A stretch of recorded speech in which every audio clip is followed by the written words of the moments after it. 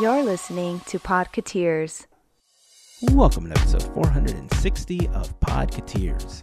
This week, Super Mario dominates the box office. We kick off March Mayhem in April, giving all the characters eliminated in the first round of March Mayhem a second chance at the championship. More indie merch is announced. New trailers for Star Wars projects and Indiana Jones premiere at Star Wars Celebration.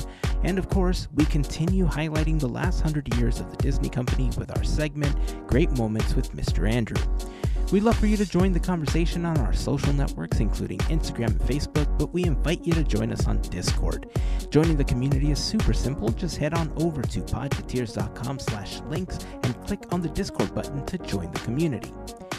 A very special thank you goes out to an awesome group of people known as the FGP Squad, our podcast Fairy Godparents, because it's their support via Patreon that help make these episodes of Podketeers possible. As part of the FGP Squad family, you get some additional perks like exclusive discount codes for Podketeers gear, additional content like the Podketeers After Show, and access to our happy hour calls, just to name a few. For more information on how you can become part of the FGP Squad family, we invite you to check out podketeers.com/FGP. And as always, a super special thank you goes out to the FGP Squad for their continued support.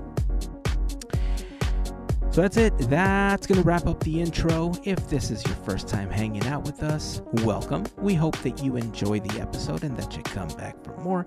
And of course, if you've been hanging with us for a while now, welcome back, friends. Here is episode 460 of Podketeers.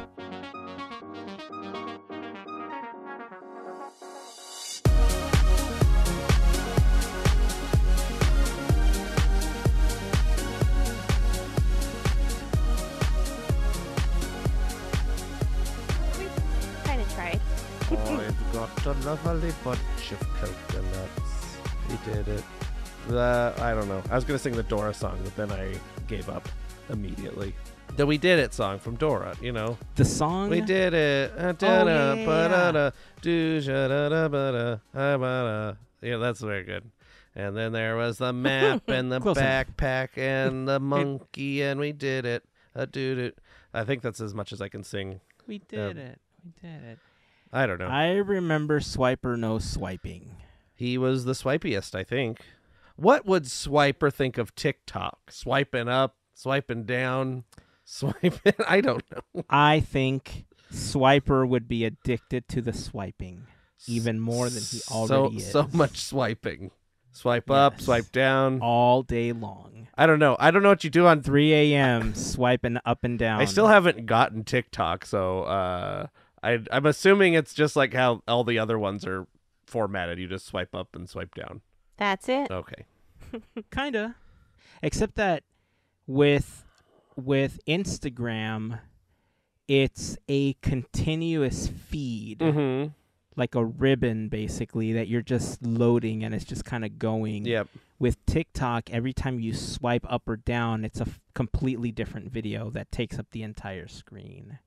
So it's like Reels. Yeah, Instagram Reels, yeah. Better? See, all I do is Instagram Reels and Facebook Reels, I guess. They're probably the same thing. I don't know. But I don't like anything, so it doesn't know. They are. It doesn't know how to suggest me videos because I don't like any of the videos. So I get the most random, mostly targeted, like I looked up Guitar Center on Google and now I'm getting Guitar Center TikToks or whatever. Or Instagram videos or whatever. I don't know. I'm an old man. I should just get TikTok just to say, like, stick it to the man. No taking a TikTok away from the government or I don't know what. What am I talking about? Aren't they trying to, like, ban TikTok or something or some kind of dumb thing because stuff? I don't know.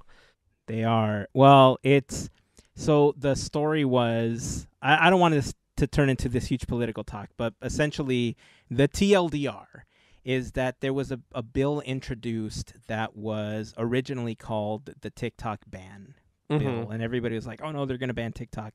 And it turns out that the bill is like far worse than just banning TikTok because it gives the government control of pretty much everything online. They'll basically be able to keep track of people and eliminate services that get too big after like a specific number or something.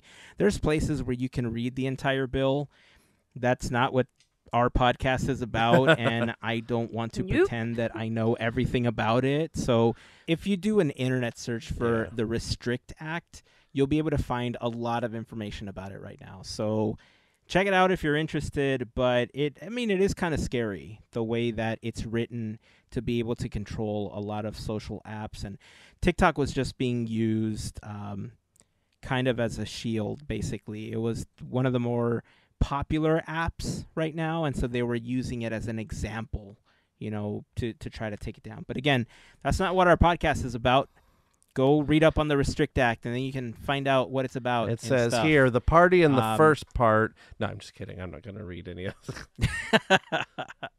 You know what I do want to talk about before we jump into some of the Disney announcements and everything that came over this weekend and over the last week? It's me, Mario. Mushroom Kingdom, here I come. Yo. The Mario Brothers movie, or the Super Mario Brothers movie, is just taking everyone's lunch in Hollywood right now. I was reading a Hollywood Reporter article, and I still have the article up. Let me go back to it here, because I want to read off some of the key pieces that they were saying here. So it earned $204.6 million in its 5-day domestic debut over the Easter weekend, including $146.4 million over the 3-day weekend. Overseas, it pulled in $171 million, essentially giving it a worldwide box office tally of $375.6 million in its opening weekend. So now there's a bunch of comments and a bunch of forecasters saying that it's very possible that this will be the first film of the year to surpass the $1 billion mark. What do you think about this? It's bananas. I'm just looking at it in compared to the other juggernaut of the year, Avatar: The Way of Water, which actually, came out at the end of last year. So, it's still, I think, technically in theaters. It had a domestic opening of $134 million. That's just domestic opening. Super Mario had 146 million opening. So it beat Avatar: The Way of Water by $10 million, $12 million in its opening weekend. So it's it seems to be a juggernaut. I still have not seen Avatar or Super Mario. I'm sure I will. Mario has made a total of $420 million currently in its 2 weeks. Or it's six days, I'm sorry. 6 days has been released.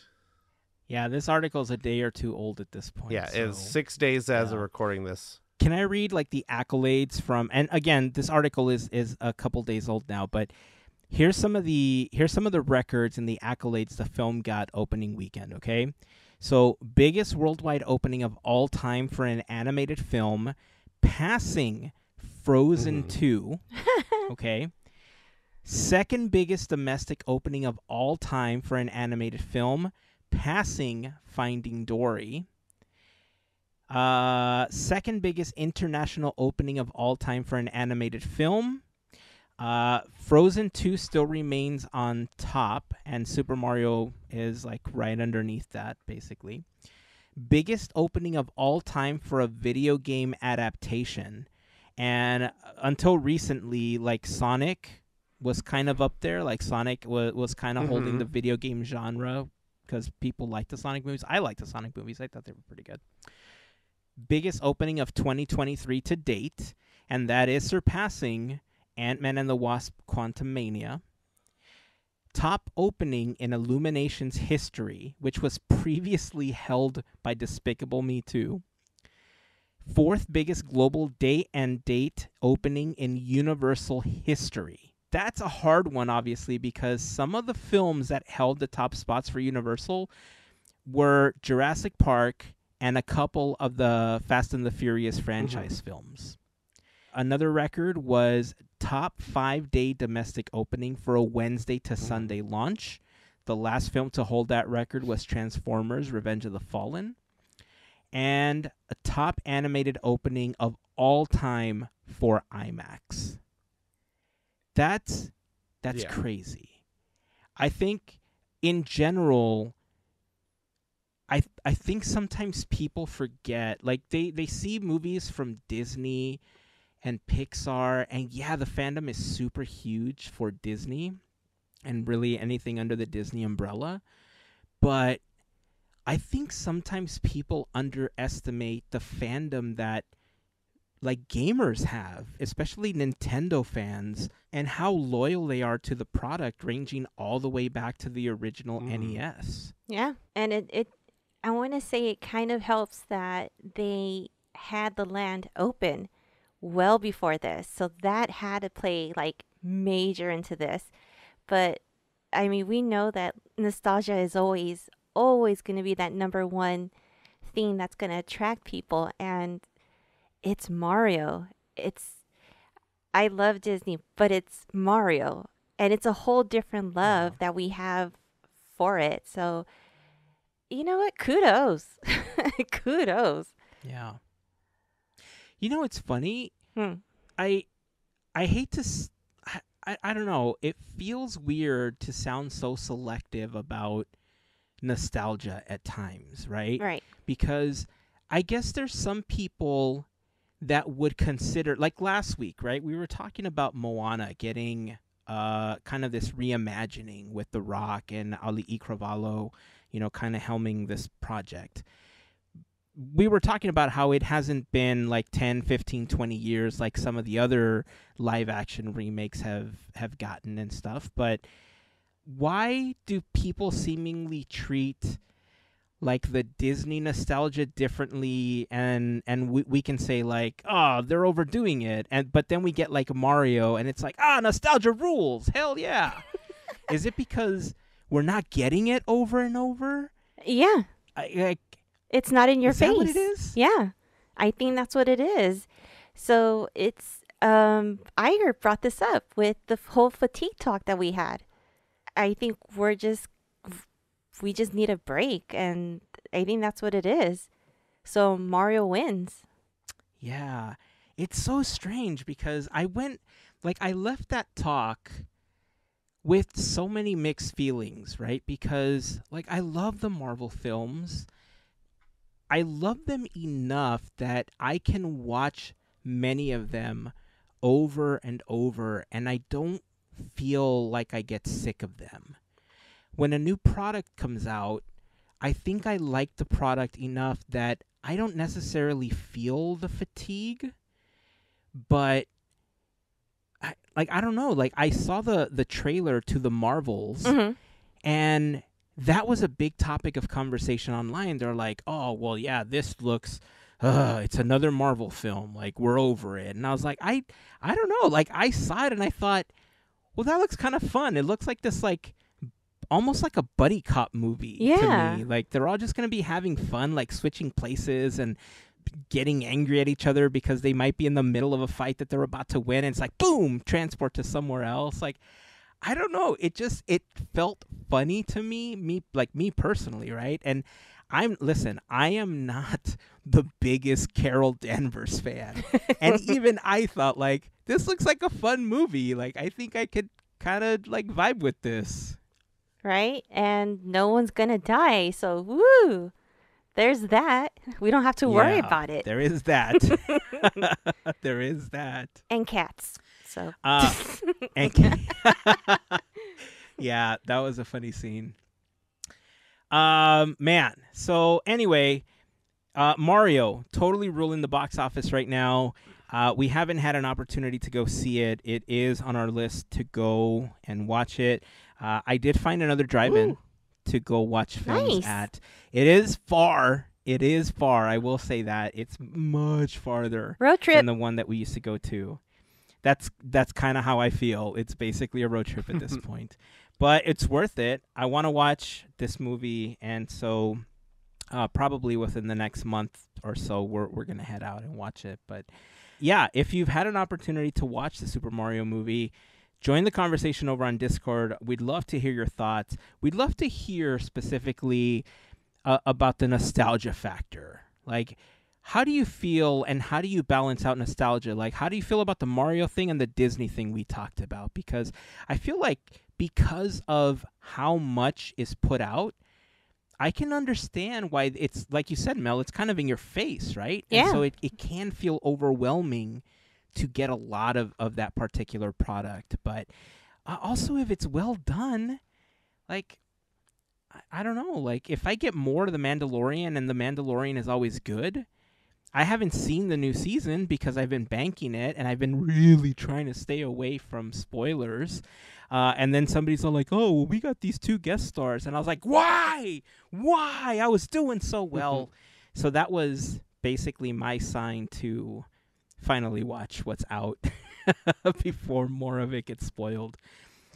Especially considering that across the pond, Star Wars Celebration took place this last weekend, and there were a lot of announcements. We're going to be getting 3 new movies in the Star Wars franchise. Daisy Ridley is coming back for the film that she's going to be in, and there's already a bunch of people talking about how Grogu has to be a part of this movie. I want to hear from Star Wars fans on this one, because I guess there was a lot of announcements regarding characters that are going to be in the other films that are from Rebels. We got a trailer for Ahsoka. We got a trailer for Andor. What else am I missing? What other Star Wars stuff did they talk about? There's a couple new destinations coming to Star Tours. I believe. I think 3 new destinations coming to Star Tours. I think there was just a couple more trailer announcements for or showings of things that we've known about. Skeleton Crew. I think more cast announcements for that. There is another one that I can't pronounce the name of because I don't know how to say words. Acolyte, I think. Another Disney Plus series. There's so much stuff out of the Star Wars Celebration that it's really hard to sum it up. But I think the Star Tours announcement is the one that affects me the most, and I'm excited for, because it seems like those have been kind of stagnant into the last Jedi stuff. They, instead of like really circulating through everything, we keep getting Last Jedi stuff and the new movie stuff when they have so many other options. Maybe that's not the case, but every time I get in there, I seem to be getting just the newer stuff instead of all of the scenes that they have available. I know you talked about it, Andrew, and we had made the comment that with Bob Iger cleaning house, essentially, and cutting a bunch of executives, for a long time, Star Wars fans were saying that Kathleen Kennedy was ruining Star Wars. And I made a comment about it, an episode or 2 ago, saying, is this the end of Kathleen Kennedy? Is this like a good sign for her that she was at Celebration and she was helping with the announcements for all these new projects? Like, does it seem like she's safe from like everything that's happening with the slashing of execs at Disney?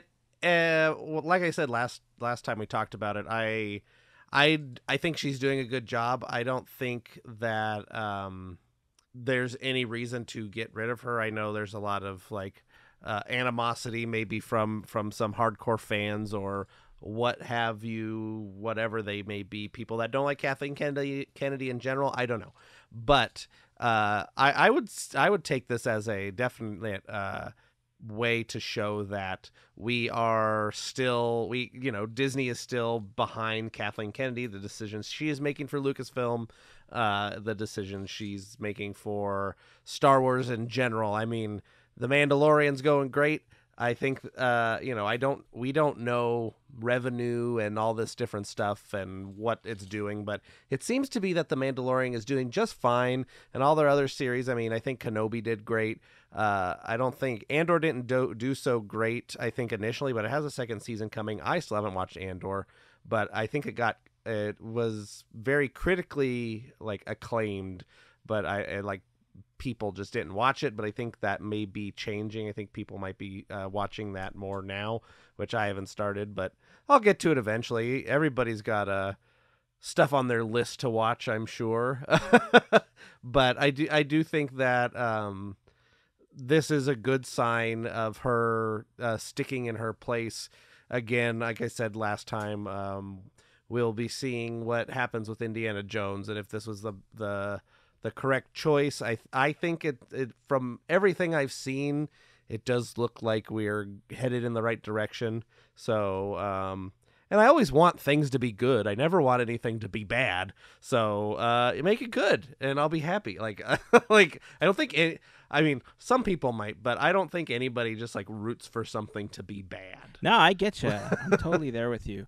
I guess, when you look at, I don't know, like I feel like I see it through a different lens, right? Mm-hmm. Because I've talked about how I didn't grow up with the product, and so for me, it's films to me, right? And I can only gauge it on whether or not I enjoyed what I watched or not. And like with all the Disney Plus stuff, there's certainly some episodes of things that I watched that they were a little slow and I just couldn't get behind, and then it would pick up towards the end. Like the Book of Boba Fett was a little harder for me to digest than The Mandalorian was, right? Yeah. But I think of the cartoons for Rebels and, these other products that are now seemingly making their way into live action. I don't want to call myself a part-time Star Wars fan. As a Star Wars fan that didn't grow up with the franchise, seeing these characters that like I liked in Rebels coming to live action, that's exciting to me. Like I can totally get behind that, right? And seeing these films make connections with other products that at one point we didn't know, if they were ever going to be like live action, I think that's exciting. Yeah. And to some Star Wars fans, they're going to see that as like, oh, this isn't our Star Wars anymore. But I've said it from the beginning, none of the new Star Wars is for you. It's for the new fan base that they're trying to build for the future. Exactly. They made their money off of you already. They're trying to make money off future Star Wars for your fans kids now. and their kids, and yeah. Yeah, exactly. You gotta right? change with the times, Grandpa. So for me, I'm definitely excited to see like Ahsoka, seeing like Sabine with Ezra's lightsaber, like that was exciting in the trailer. Getting Thrawn as part of a live action product, I think is going to be super fun. So I don't know. Again, I think I'm seeing this through the lens of somebody that's not nitpicking it. Like, I feel like I can get like that about Marvel stuff because I'm more passionate about Marvel projects. Mm-hmm. But in this case, all I can say is the stuff looks good, and I'm kind of excited for it. Yeah. No, the one that I'm most excited for, which I think it's still very tightly under wraps, is the Rogue Squadron, which is the like space cops TIE fighter thing. Yeah, that's they keep having in The Mandalorian, which you're not caught up on, but they keep having this one guy. I think it's like kind of backdoor pilot sort of thing, where it was in the second season they had him where they landed on like the icy asteroid or whatever it was, and they're like, "What are you doing here?" And they're in the TIE fighters or the X-wings. I'm sorry, TIE fighters, and like helped him when there's the ice stuff, or whatever. That guy's popped up a couple times here or there through the season. I'm assuming that he's going to be one of the main guys in this Rogue Squadron thing. So it's kind of, like when they do it on TV shows all the time, backdoor pilot sort of thing. That's kind of how Boba Fett got started too. They're like, oh, we're on Mandalorian, now he got his own show. Yeah. Ahsoka on Mandalorian, now own show. Like everybody is on the Mandalorian and then they get their own show. So yep. It's but yeah, I'm excited for all of this stuff, upcoming stuff. as long as it's good, I don't see why anybody can complain about it. And, not everything is going to be good, but that doesn't necessarily mean that some of it might not be. Like, there were bad Star Wars movies before. There'll probably be bad Star Wars movies coming up. Like, and bad is subjective. Bad is all what your mindset is. Like, there are bad Marvel movies, and then there are good Marvel movies. There's bad Disney animated movies. There's good Disney animated movies. Like, they made a movie called Dinosaur that nobody ever remembers. Like, that exists. That's one. How dare you? That's one of them. I mean, but it's just like an example of people's opinion. Like, you could think it's great, and then another person can think like, what the heck is that? Like, what was the movie Into the Wild? The Disney animation, like, what was that, Madagascar type movie? Had like a koala. It was just like these movies that people forget, and it doesn't water down the brand any. I mean, especially when they make all of these movies and shows, it's hard to, give Star Wars a chance, give it a chance, and well, you can just ignore the ones that you don't want to see. It's not going to hurt you at all. That's true. Plus, we're getting a Jedi Wookiee. How much better can it get? First, we got tactical Chewbacca, and now we have a Jedi Wookiee. Like, come on, man. How about a droid Jedi? Can that happen? Can we just put a kyber crystal inside a droid, and he can be a lightsaber droid? I don't know. We got to come up with something. C-3PO is Jedi. There are some robots that are Jedi. I don't think they were born Jedi, like the ones we know of. But the Iron Knight droids, I think, become Jedi at one point. I don't know. Somebody that's a bigger Star Wars fan, please let us know if there are droid Jedis. I just like how you said the droid was born. Yeah, I mean, they have a born on date, don't they? When they assemble them and fire them up for the first time. Assembly the hello world. You hear either the Mac or the Windows like dun dun dun dun, like in the background. There you go. When they fire up, it's like, oh no, this droid is Windows 95. So who is C-3PO's mom? I guess it's Anakin. His mom and dad. Could be. Okay, so let's transition over to another huge announcement that I know Mel is going to be dying to talk about here. We got an official trailer for Indiana Jones and the Dial of Destiny at Star Wars Celebration. Yeah. Mel, talk about the feels. Talk about the feels. Ooh. Okay, so we finally get the trailer officially. Woo! And we get to see a little bit of like cuts of different locations, different places, the different characters, but in this, I didn't see Sala, so I'm like, are they hiding him? I don't know, Andrew, if you saw him. I did not see him in the trailer, but he was there. Where? So, well, this is the second. This is the second trailer. This is the second trailer. Yes. The first one, Sala's in there, and he's like, rah, rah, rah, rah, rah. He says something, and then this one, he's just kind of is like he kind of is a smaller. Yeah, like he's more to the side. That's what I was. It's just a snippet of him, because this is the one that's to the, what is it, the Doors song? I don't remember what song they used in the trailer. Oh, I don't. I'm gonna look it up right now because I forgot. think I was just too excited while watching it, and I think I was just, when you're so excited to watch something and it's finally happening, you're like zone out because you've been waiting for this for so long. It looks like it's going to be a lot of fun, but I think the part that's made me feel like this is maybe like really, really cool, but really sad. This is possibly the last indie film we're going to be seeing. And to know that John Williams came out of retirement to kind of help out with this, it's like, I don't know. So many emotions.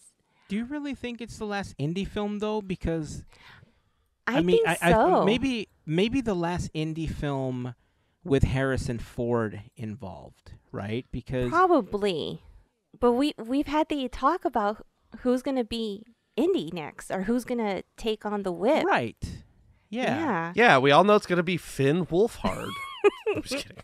Well, it ain't Mutt, that's for sure. So, you would think. I mean, he's got nothing after Stranger Things, right? So Ghostbusters, whatever, and I don't know.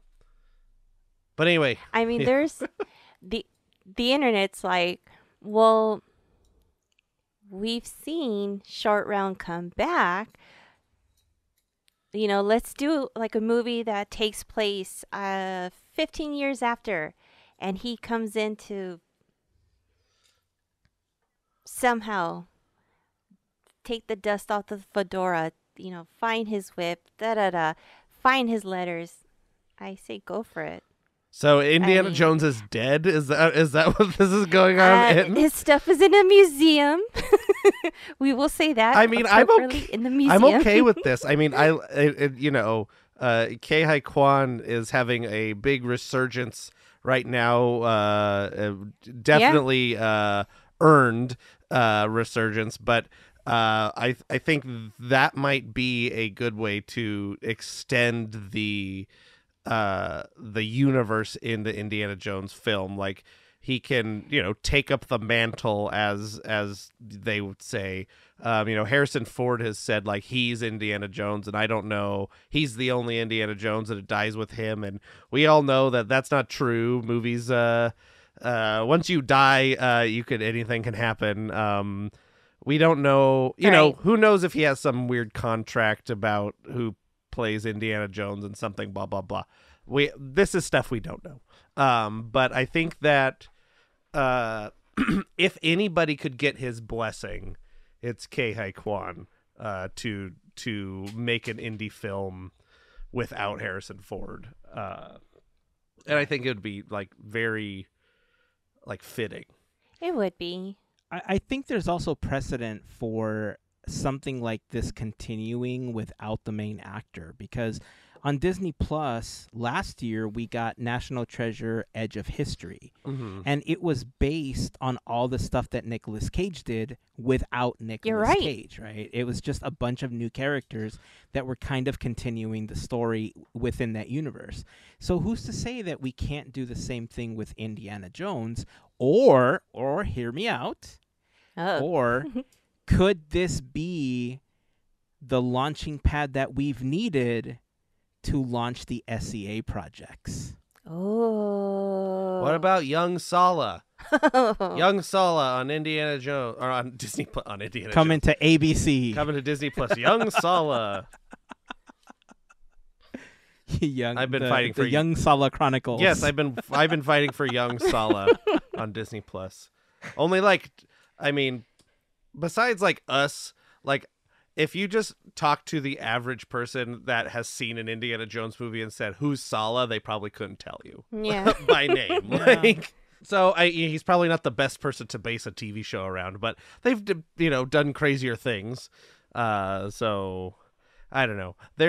I 100% agree. There's a place for stuff in the Indiana Jones universe, even if it isn't, it's titled like an Indiana Jones adventure, or, something. That's the ride.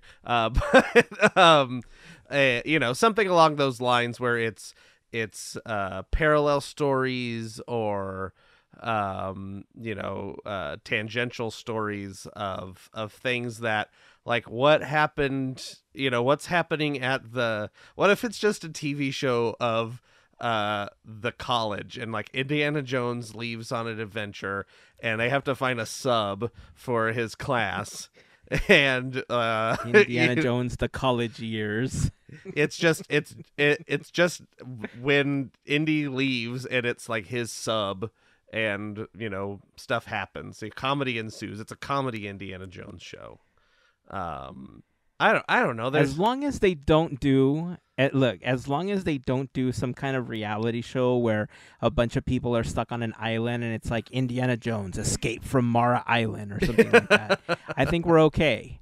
As long as we don't break into the reality TV show territory, I think we're okay. It's just like Heyzen, what if it's you'd like this. What if it's what's that Nickelodeon show? The Temple of the whatever the thing, but it's Indiana Jones. And you got to put the blue monkey together or whatever. I don't know. I didn't watch that show. Oh, Legends of the Hidden Temple? Yeah, Legends of the Hidden Temple of the Forbidden Eye. You know what? Sell it. Do it. Let's go. Disney Plus. This is gold.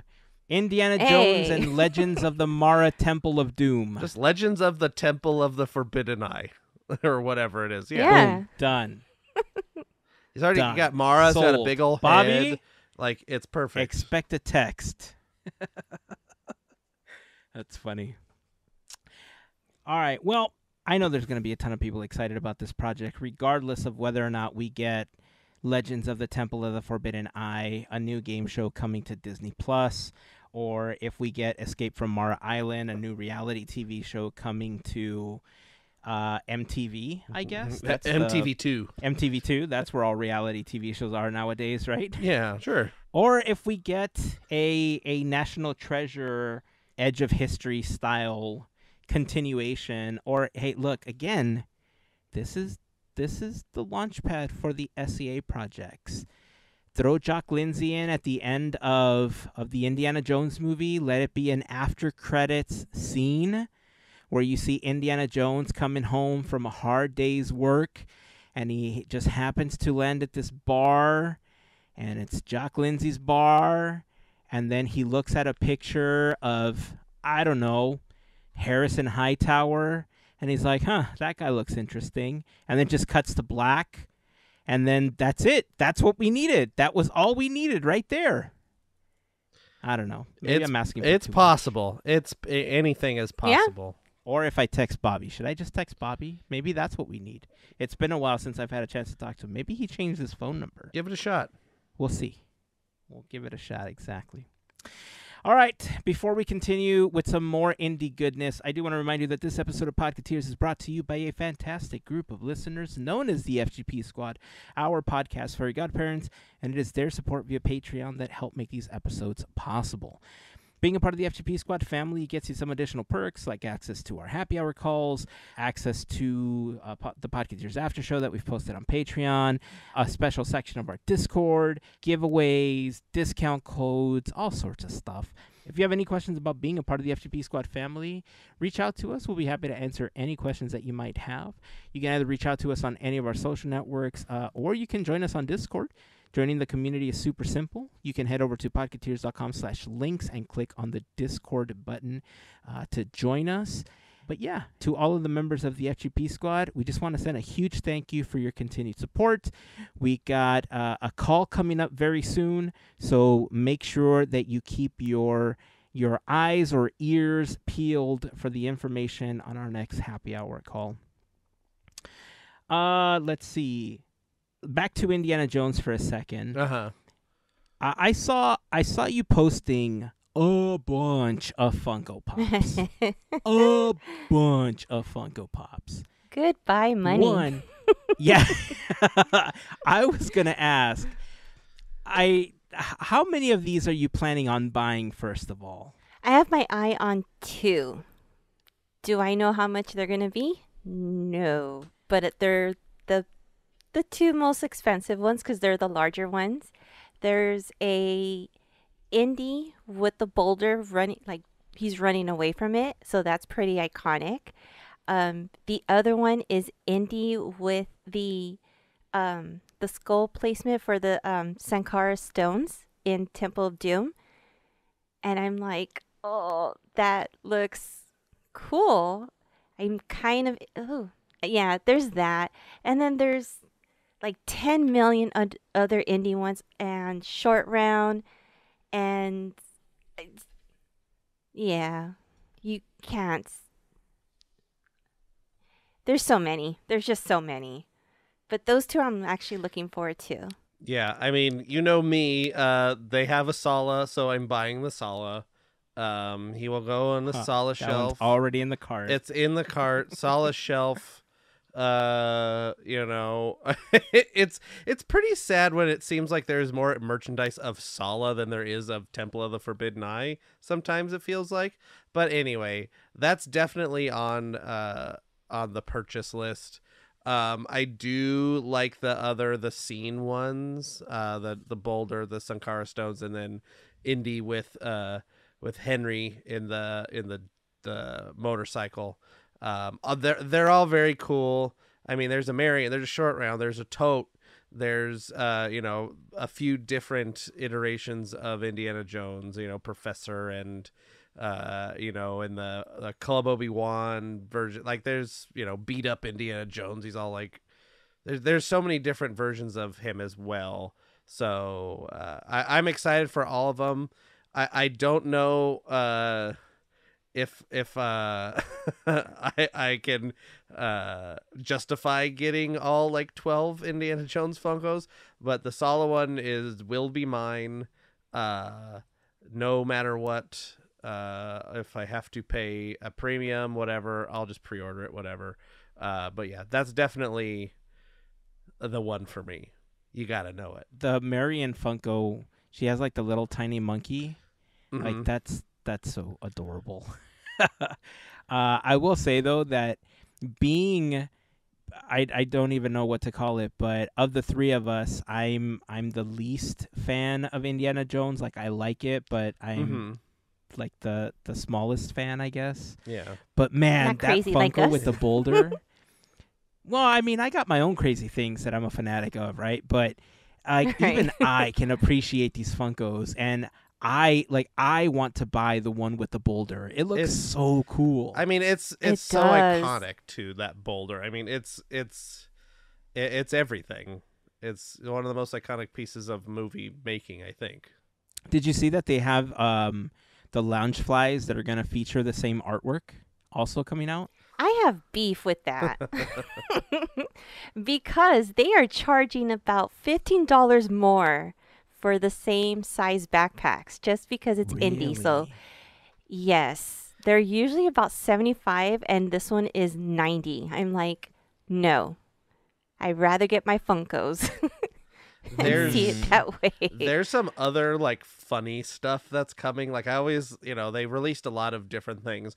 My favorite thing that I might have to buy just because it's like ridiculous is a salt and pepper shaker set. Yes, that is those are cool. Fertility idol one. Okay, great fertility idol and boulder. Like boulder is the other one. It's just it looks like a moon. Like they couldn't have come up with another Sankara stones or the Ark of the Covenant or Yeah, you would think anything else. A crystal skull for crying out loud, but no, round boulder. No. Like round boulder, salt and pepper funny. shaker. So, and there's also some like tiki mugs which look very cool, and also some like fine jewelry, like necklaces and things. Are these all Shop Disney products? Some of them, I think some of them are Shop Disney. Some like there's these necklaces are Rock Love.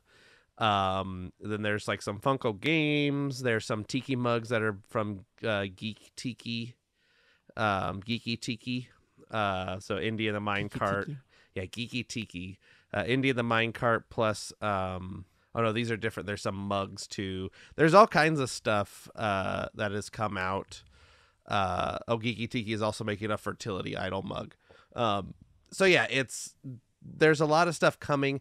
What makes me so sad, like not sad, but every time that they do Indiana Jones stuff, it's always nostalgia stuff. It's not like of all of this stuff that is coming out, there is not one piece of Dial of Destiny merchandise.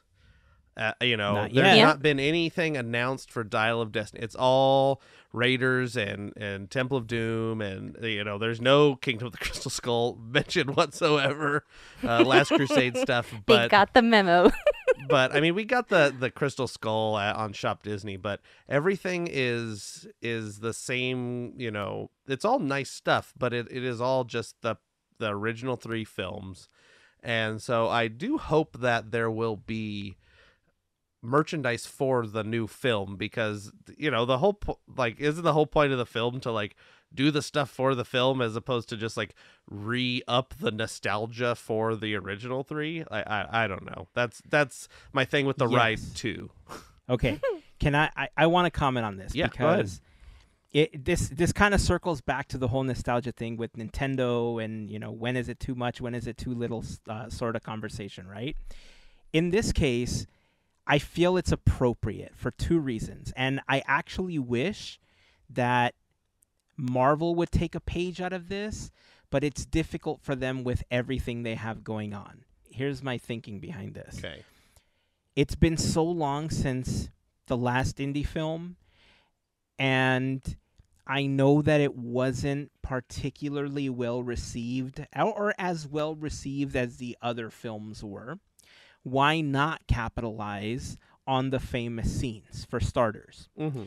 Two, I like the fact that they're not giving away characters and scenes from the new movie the way that Lego and other products have done with Marvel stuff.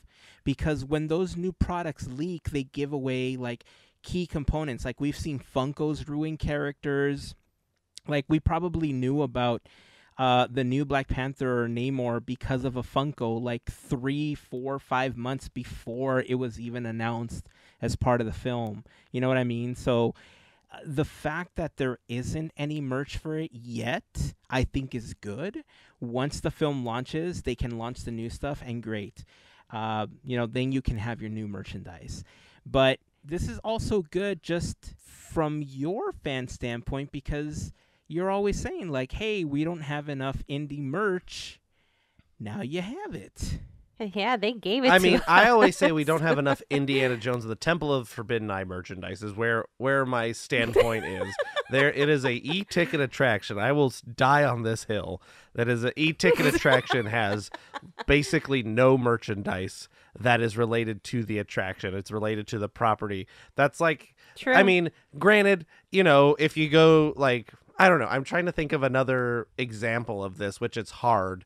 Like maybe Snow White or the Seven Dwarfs Mine Train in Magic Kingdom. I don't know what their merchandise is, but I'm sure they at least have something that says Seven Dwarfs Mine Train. It's not just all like Snow White plushies or whatever. But in Adventureland, it's all just Raiders of the Lost Ark and Indiana Jones, Fortune and Glory. I know people are probably tired of hearing me complain about this, so I will stop. But that's my hill that I'm dying on, is this e-ticket attraction that is very beloved does not have any branded merchandise for the attraction. They don't have enough space, Andrew. Like, they wanted to have more merch for the attraction, but they have all those plastic snakes and fedoras and whips for sale that they can't have any more merch. And beige shirts, button-down shirts. Beige shirts, yes. Yep. And like matte photos of Harrison Ford in a bucket. And, we really need more like Lilo and Stitch merchandise at Adventureland. So, and, random stuff from Florida that's in there. And Walt Disney World's 50th stuff is in, the Adventureland stores. It's, I'm going to stop. I'm going to get mad. Or Mickey dressed as Indiana Jones. I mean, yeah. I mean, I have Mickey dressed as Indiana Jones right here. He's great. But, how about Mara? I mean, they made, I have like, I'm trying to count. I think I've done this before. Like 2 officially licensed, 3 officially licensed Temple. 4 officially licensed Temple of Forbidden Eye merchandise, and that's basically all of it. 5. Okay, 5 things: a puzzle, 2 pins, puzzle, 2 pins, my giant Mara Vinylmation. I forgot what the other. 3 pins. Okay, 3 pins. I'm sorry. So it's not a lot. And I keep talking about this, and I have my shelf full of things, and I just wish you're just passionate. I know. That's it. I gotta just like be less of a dork. It's okay. No. You know what though? I will say it is baffling to me that one of the easiest products for them to make for the attraction, especially considering how much Disney loves Funkos, is like a Mara Funko. Like they could release 3 different Mara Funkos with like each of the different what is it? The Future, Eternal Youth, and what's the other one? What are they? Observatory? Yeah. Oh, no. Riches. Eternal Youth. The Earthly Riches? Earthly Riches. Yes. Yeah. Visions of the future. Yeah. Yes. Yeah, so, like, couldn't they release 3 Mara Funkos with, like, the different projections as the artwork for each of them? Like, that's Here. such a simple product. I will. know what I mean? Here, they could make money off of this. They could do a Funko for each door, and make it exclusive that they all like interact or something. Disney will make bank off of us suckers because I will be calling myself that because I would pay for it. I would pay for these things. Here's the thing. I will take anything. You take that logo, just put a sticker of it on a thing, and I'll buy it. Like it could be like it's a Temple of the Forbidden Eye coaster. It's just a picture of Mara, like that, just a Polaroid like stuck in a glass. I'll buy it. Like I'm surprised there's not posters of the mural that you see when you first enter. Like Yeah. why a not? mug, Oh, a Disney. snake, Listen a to snake us. mug, and it just says Indiana Jones on it, like or Temple of the Forbidden Eye. Just put Temple of the Forbidden Eye, those words underneath the word Indiana Jones, and I will buy it. What about a It's- white shirt? Yeah. A white shirt that is in Or a beige shirt, sorry. Yes, if the beige shirt has an embroidered Indiana Jones Temple of Forbidden Eye, I will buy it. If it's a white T-shirt in What if Times it's a New, sticker? Yes, a sticker. I love stickers, Heyzen. Do you know how I have a sticker collection? I would buy a stack of stickers. Like, I just think it's so bizarre that I have 2 Shrunken Ned glasses and a Shrunken Ned pin and all of these other things. Like for like I don't know. I'm getting way too deep into this, but like, why did they make an Indiana okay. Jones Temple of Forbidden Eye fanny pack? Like, why did they do that? I mean, I love it and I bought it, like because Why it, don't you own it is Oh, a better question. No, I do own it. I bought it. You do. Yes. He does. And they put on it, it just in Marabic, it just says A B C D E. Like they were Yes. so lazy they didn't put anything Wait. on it. They didn't put an actual message on it? No. That's horrible. I know we have talked about It this was before. lazy. Oh, here, hold on. Oh, wow. I did not know that story. Here's okay for the listeners. This is I'm holding up the fanny pack. You can look it up. Okay, it says Indiana Jones right there.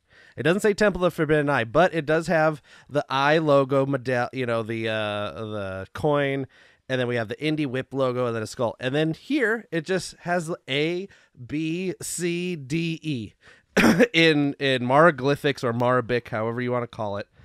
Wow. And that's the fanny pack. I mean, that screen printed on Indiana Jones is embroidered. It's done very nicely, but why does this exist? I do not know. Why does it just say A, B, C, D, E? I do not know. It has 3 zippers. It's very nice, but I just... If somebody would just let me be in charge of the merchant, I will do it for free. I will come up with the merchandise for free for this attraction. Just send me an email. It's just send me any Quizneyland@podketeers.com. Send it to anything. Just if you want me to come up with the merchandise for Temple of Forbidden Eye, I will do it. It just baffles me that this e-ticket attraction has the worst merchandise. And Haunted Mansion has like an entire store that has like all of the best things, which I love the Haunted Mansion. I love all their merchandise. Like there's so much that I can't buy, like the Haunted Mansion dog bed and water bowl and the cheese board and all this stuff. Like they figured it out with the Haunted Mansion. They said stick the Haunted Mansion logo on it and you can make anything. Like then people will buy it. I don't know. No confidence in the brand. I'm kind of speechless over the ABCD thing on the fanny pack. Oh, don't forget E. A, B, C, D, E. Because that makes a difference, apparently. Wow. I mean, you could have just put Mara. How long ago was this released? This was 2020, 2021, something like that. It was a couple years ago.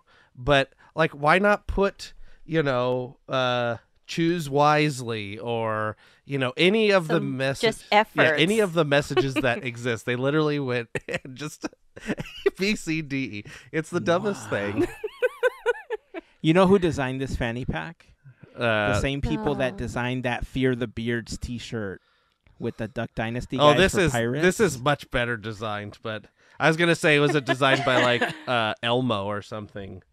Just need to put the alphabet on there. I don't know. Again, I feel like I'm getting way deep in Wow. the weeds on this Indiana Jones fanny pack that I own, but it's just the most bizarre thing to me. So if anybody out there listening has a contact that will let me come up with the merchandise for Indiana Jones Temple of Forbidden Eye, I'll come up with it for free. And it will be great. And then I will also buy the things that I came up with. You don't even have to give Win-win. it to me. I will buy them.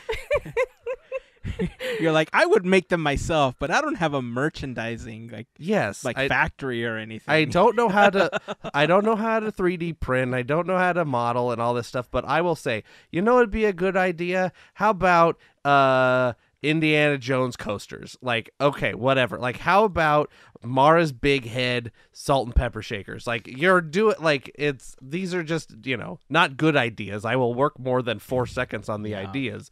But like, why not just the sign? The sign that everybody knows? Like, make that just like a thing you can hang on the wall. Yeah, why not the map that's in the queue as a poster again? Like, they had that at one point, I think. Or no, they had a weird jungle map. Print the other map as a thing. Like, some of these things exist on Etsy. Why do they not exist at Disneyland? Just buy them from the Etsy people and have a markup. Like, I don't know. One, we've learned something from this conversation is that we need a 3D printer so that we can make our own stuff. Yes. Because that way we could just design and make our own things. But this is, I don't know if either of you remember this, but a long time ago in a kingdom far, far away known as the Zoo, which is where I first found out about these machines, they had these things called moldoramas. Mm-hmm. Right? And yeah. essentially, for those of you that don't know what this machine is you would pop in your coins and the machine would essentially melt wax or a plastic, inject it into a mold. It would come together and it would sit there for about a minute and it would come apart and down came an elephant or a lion. It was this little plastic animal that it would mold right in front of you. What a great opportunity for a Moldorama type machine to come back to Disneyland in like Adventureland of all places, which it seemingly fits the best anyway.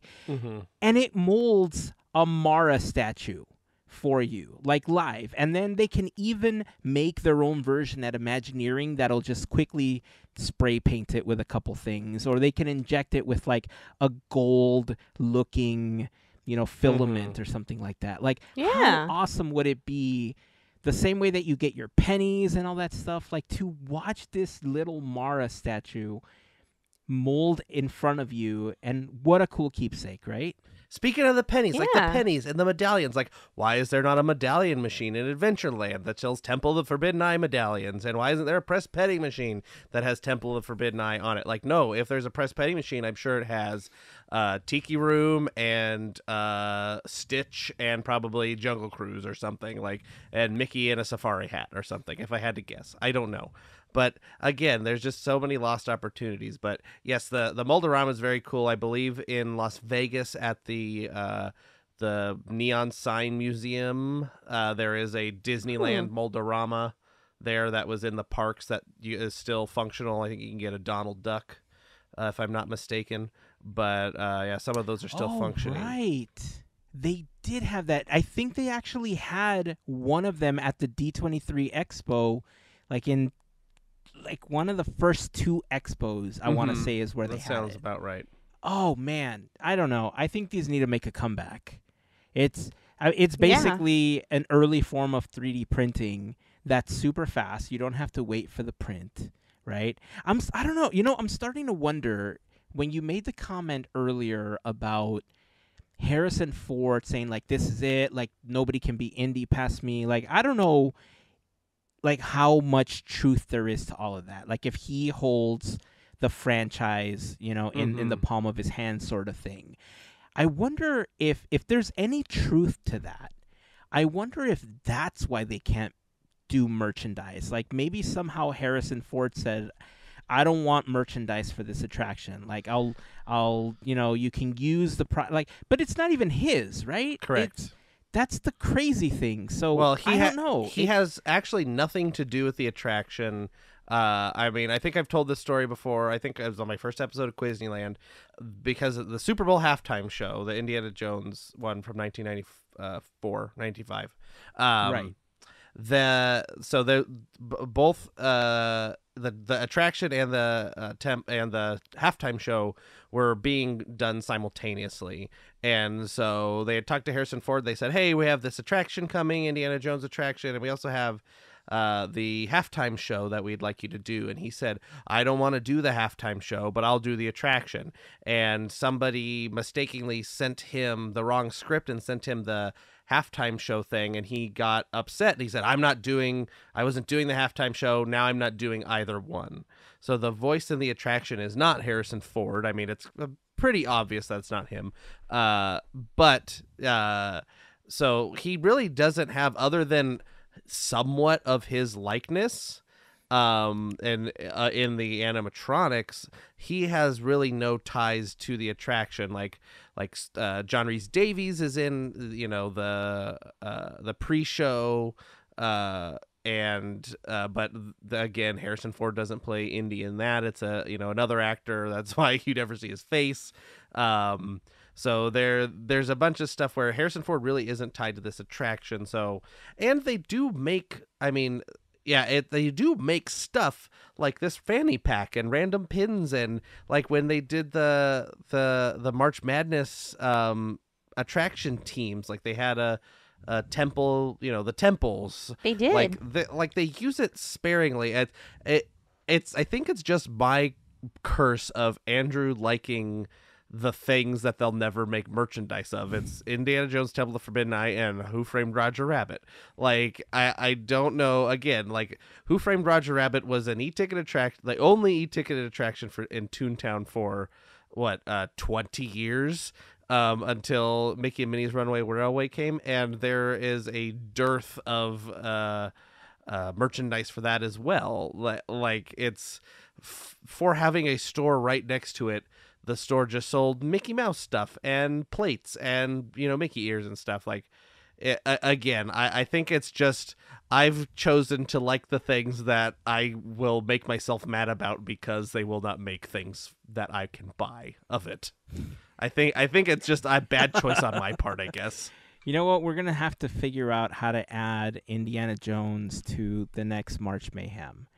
And maybe all Indiana Jones March Mayhem, just all of it. I will never lose because it's all Indiana. We'll do what D23 did with their version of the tournament, and just do every Mickey possible. We'll do every Indiana Jones possible. There we go. We'll have a bracket of just like Dr. Jones and Indiana Jones, and then you're guaranteed an Indiana Jones winner. There we go. Just a different variant. Exactly. We'll set that up. We can come up with March 16 Mayhem in June or in May. Indiana Jones edition. One match. Yeah, whatever month Indiana Jones comes out. I don't even remember for all anymore. The boulders. Is it July? It's June. So yeah, June. So for June, we'll do a March Mayhem in June of just different versions of Indiana Jones. We can come up with versions. We can come up with 16 different Indiana Jones. We have Indiana Jones, like in his white tux. We have Indiana Jones, like with no shirt on. We have Indiana Jones hugging Short Round. I mean, he also doesn't have a shirt on there either. We have Indiana. We can come up with 16 different Indiana Joneses. Professor Jones. We have like Indiana Jones tied up on a chair. We have Indiana Jones punches a guy and throws him out the window of a blimp. We have there's all kinds of Indiana Jones. You know what? We could just do screenshots from the films. Yeah. That'll be all the contenders. There we go. There you just go. Screenshots of the films. You're guaranteed an Indiana Jones as a winner. So we'll do it. And I'll get the screenshots. I'll do the legwork. Just for laughs, we'll throw Roger Rabbit into one of those. He'll still lose, just like March Mayhem this year, and just like March Mayhem in April, he's gonna lose again. Melissa was very kind and letting in her bracket having Roger make it to the final round, but then getting defeated by Dory. So I'm sorry. I mean, you know what? It's very kind. I'm sure Roger is going to be eliminated in the first round again, unless everybody listening is very kind to me. I'm apparently having a crisis in this episode about things that I can't buy. So why not also just be kind and vote for Roger Rabbit? Oh man, speaking of March Mayhem, we're officially in it now. We've officially kicked off March Mayhem in April. So far, we've had a couple of brackets submitted. So a couple of predictions have gone up on Discord. Mel posted hers as well.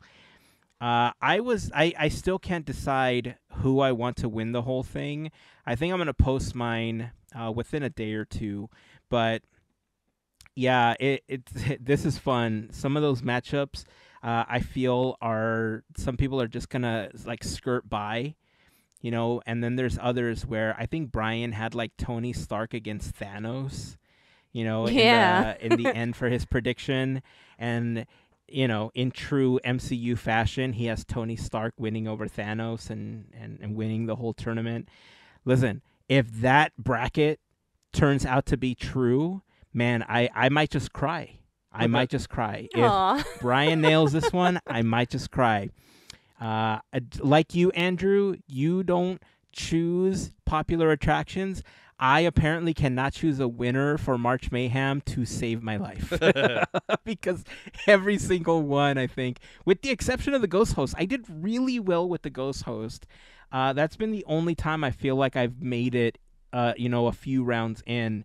But usually I get knocked out in the first round. Yeah. So I'm really bad at doing these. But we've officially launched it. Join the voting over on Instagram in our stories. If you join us on Discord and you post your prediction bracket, you will be considered for a prize at the end. We give a prize for anyone that guesses the winner, and also if we don't have an exact winner, we look at the brackets and we award a winner based on who came the closest to getting their winner up to the end of the bracket. Somebody will get a prize. Somebody will get a prize, exactly. And for March Mayhem, Brian, FGP Squad member Brian, took the prize for that one. So yeah, super fun. And then, I guess we have a June March Mayhem coming up with scenes from Indiana Jones. June Mayhem. It's I'm gonna come up with a snappier title, but if I don't forget, it'll be March Mayhem in June. But I'm gonna come up with Indy in March. I think. Raiders March Mayhem. I did it. I did it. I came up I with think it. anytime we do any March Mayhem in a different month, it should just be March Mayhem in the month we're doing it. Yeah, but we're calling it's called Raiders March Mayhem because of the song. Raiders March Mayhem. Raiders so March we'll Mayhem. cross it out. We'll figure it out. Yeah, Raiders March Mayhem. Easy. All right. Well, we'd love to hear your thoughts on all this new merchandise, and what are your theories about why Indiana Jones doesn't have any merchandise? Because, like Andrew said, it's an e-ticket attraction. You would figure that there would be merch for an e-ticket attraction. And yeah, we do have fanny packs that teach you your alphabet, and we have whips and white or beige shirts or Mickeys dressed as Indiana Jones. But where's the true Temple of the Forbidden Eye merchandise? Why do you think it doesn't exist? Join the conversation and join the community over on Discord. We'd love to hear your theories and your thoughts, and let's continue the conversation there. By the way, before we move on, the Funkos, you said you didn't know how much they were going to be. Those two big Funkos with the boulder and with the other one, stones, yeah. They're going to be $35. Not bad. They're $34.99 cool. a piece. Yeah. I found pricing for it, so. Let's see. Rogers the Musical is officially coming to California Adventure. We got the announcement weeks ago. We had that really cool teaser with Peggy Carter walking towards the Hyperion, and the internet collectively lost its breath about it. And we have an opening date now. The 30-minute show will be opening on June 30th, 2023. Nice. We got a date. We do. I It's know. exciting. From teaser, from Hawkeye to this, to speculation, to wishing very, very, very hard into the universe. It's here. So that's really cool. However, limited run? Nah, it's not going to be limited run. There's no way. This is going to be way popular. What do you think it's going to run? At least a year. At least. You think so? Totally. There's no way. Look, if everybody was clamoring for this when we saw a small little scene in Hawkeye, that's all we wanted to see is the show. How can they not bank on that? So, limited run? I don't think so. I don't want to be proven wrong. I don't. Yeah. I'm going to shut up. Yeah, I mean, it's hard to tell because we haven't seen anything. It does look like, based on concept art, they are reusing the basic set proscenium and everything from Frozen Live at the Hyperion, those kind of curved, tiered leg and border, false proscenium, whatever you want to call them. In the concept art that we've seen, it makes up the shield kind of thing in the background.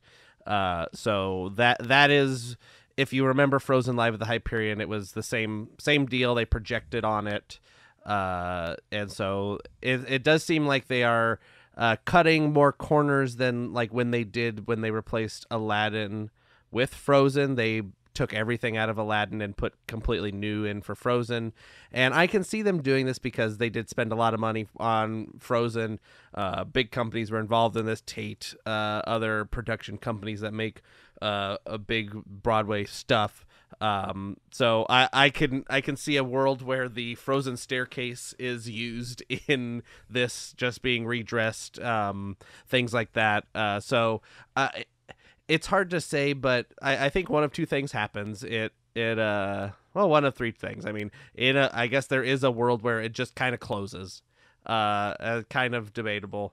Another one, it just runs for a while, and it just keeps getting extended, or it proves itself that it is worth, it's what people want. It goes under refurb and they expand it to its intended, a full production, not a full production, but like scenery and things that are purpose built for it. So, I do think that it'll probably be a limited run. I do think a year is probably a good, marker, but again, they might cut it before Christmas, which would be a poor thing to do, because adding attractions and adding shows and everything is just another way to increase capacity, quote unquote, or just get people out of the street, out of other attractions. It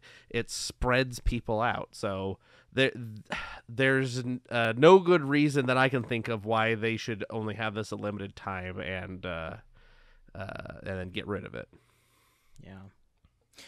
Yeah, I feel like at some point they're just gonna, like you said, they're gonna realize, oh, this is doing really well. We don't have anything else on the docket. Let's just extend it. But I think the reason they call it a limited engagement is because they're never sure how something is going to hit, right? And so definitely, if it's just not popular, they get rid of it, and then they're like, well, that was our plan the entire time. But if it blows up, they keep extending it, and they're our heroes because they keep extending it. So it is half the running length of Frozen Live at the Hyperion. So I guess the advantage would be that they can get more shows in throughout the day.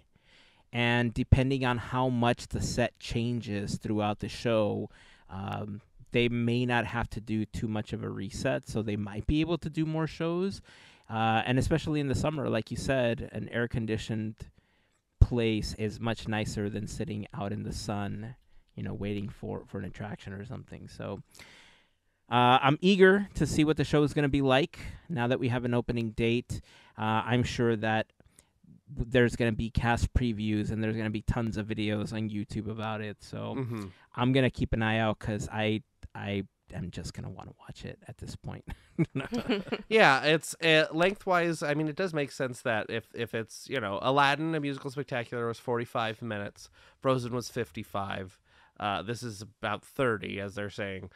So in theory, with you cutting those minutes down, you can fit one or two more shows in. It all depends on, union regulations and yada, yada, yada, and breaks and things like that. But, Aladdin, they would have two casts throughout the day and, trade off, main characters and different things. And ensemble would be the same sometimes and sometimes they wouldn't. So it all is, budget things and however it plays out. But I can see them, in theory, you could fit easily 8 to 10 shows a day at a 30-minute.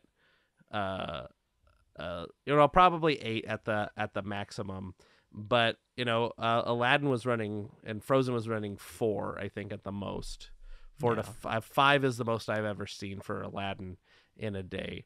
So if they can get it up to 6, maybe 8, because Aladdin, they wouldn't start until I think noon or 11:30 would be the earliest show.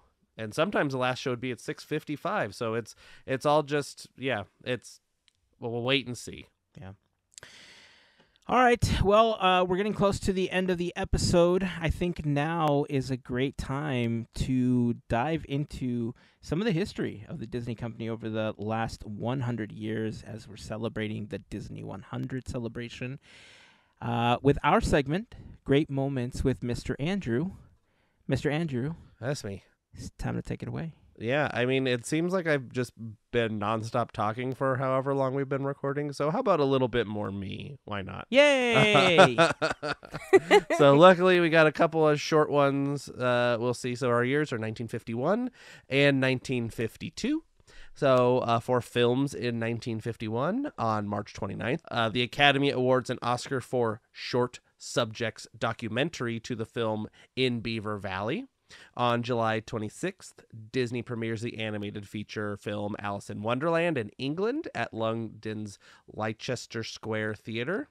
I'm sure I'm pronouncing that wrong.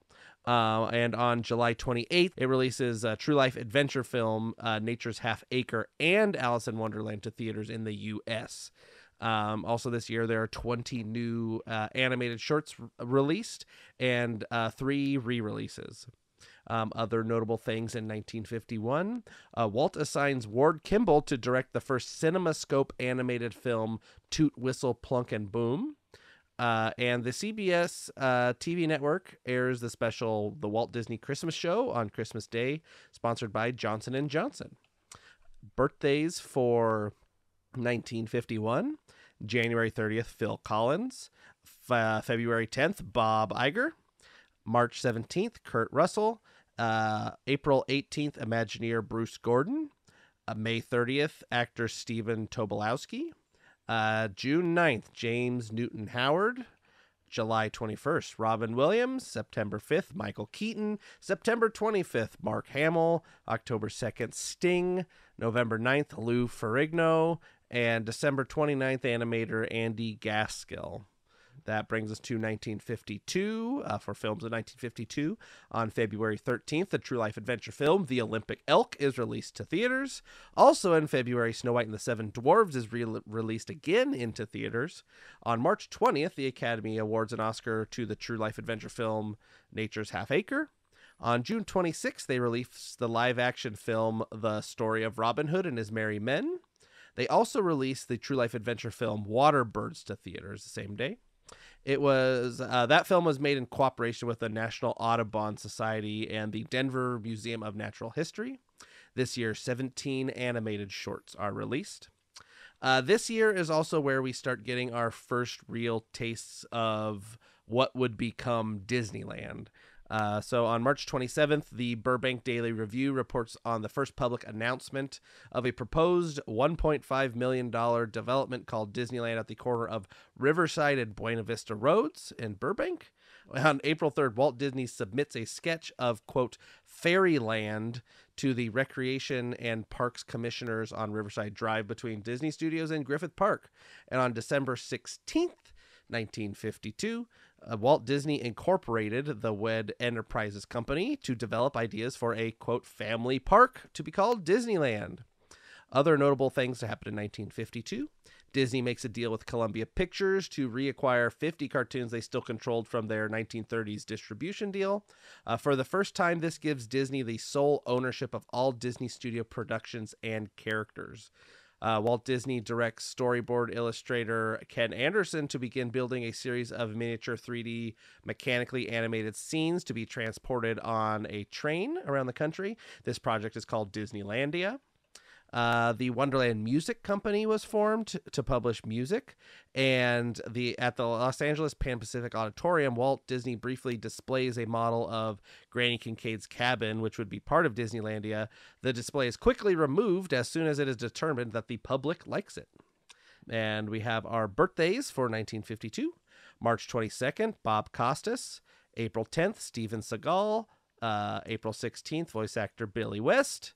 May 14th, Robert Zemeckis. May 21st, Mr. T. June 7th, Liam Neeson.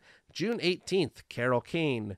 June 20th, John Goodman. July 1st, Dan Aykroyd. July 17th, David Hasselhoff. July 18th, Patrick Swayze. August 18th, Patrick Swayze. August 27th, Paul Rubens. October 22nd, Jeff Goldblum. October 28th, Annie Potts. November 3rd, Jim Cummings. November 14th, Bill Farmer. And November 15th, the cream of the crop, Macho Man Randy Savage. And so that has been your great moments with me, Mr. Andrew, for the years 1951 and 1952. I didn't know that Bobby was born that year in 51, right? Yeah, 51. 51.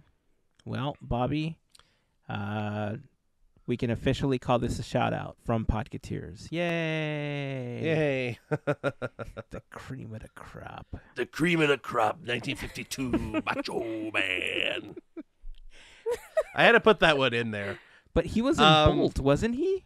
I will find it. That's probably. Are you kidding me? He Really? was in. I mean, he was in the Sam Raimi Bolt? Spider-Mans, which Well, are right, he was technically kind of Marvel movies. Kinda. But he voiced a character in Bolt and in one of the Cars projects. Today I learned. I will. Cream of the crop. I will tell you. Give me 1 second. Macho Man. Yes, he voiced Thug Actor in Bolt and El Machismo in Cars Race-O-Rama, which is a video game. The game. Yeah. Okay. Yeah. So yeah, Randy Macho Man Savage is officially Disney canon. So Yep. There you go. That's Wow. what a way to end the episode, right? With the cream of the Yeah. That's it. No better way. So that's gonna wrap it up for this week. Until next time, keep dreaming, keep moving forward, and always remember to pass on the magic. Have a fantastic week, everyone. Bye. See ya. Ooh, yeah. I don't know.